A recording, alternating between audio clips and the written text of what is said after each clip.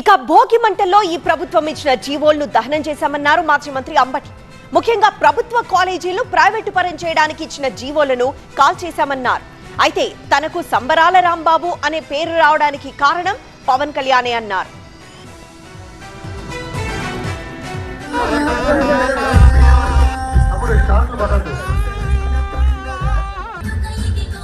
Sattenapalli miss అయినా నేనే సత్యనపల్లి నుంచి ఇక్కడికి వచ్చేసాను కాబట్టి అక్కడ చేయడం బాగోదు కదా, అందుకని గుంటూరులో చేస్తాను. నేను ఎక్కడుంటే అక్కడ సంక్రాంతి సంబరాలు చేయాలని అనుకున్నాను. ఈసారి గుంటూరులో పోటీ చేస్తాను కాబట్టి ఇక్కడ చేయాలి.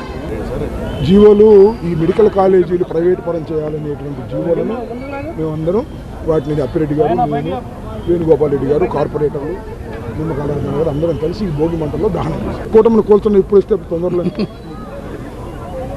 కూటమిని కోల్చడం తప్ప సంక్రాంతి చూడండి సార్ ఎంత ఇబ్బంది పడుతున్నారు ప్రజలు.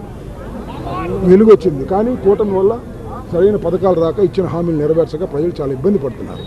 జగన్మోహన్ రెడ్డి గారు ముఖ్యమంత్రిగా ఉన్నప్పుడు ప్రతి నెలకి డబ్బులు ఇచ్చేయి, వాటితో పండగలాగా చేసుకునేవాళ్ళు. ఇవాళ సంక్రాంతికి కూడా దిక్కులేని పరిస్థితి ఏర్పడింది. ఇది చాలా దురదృష్టకరం.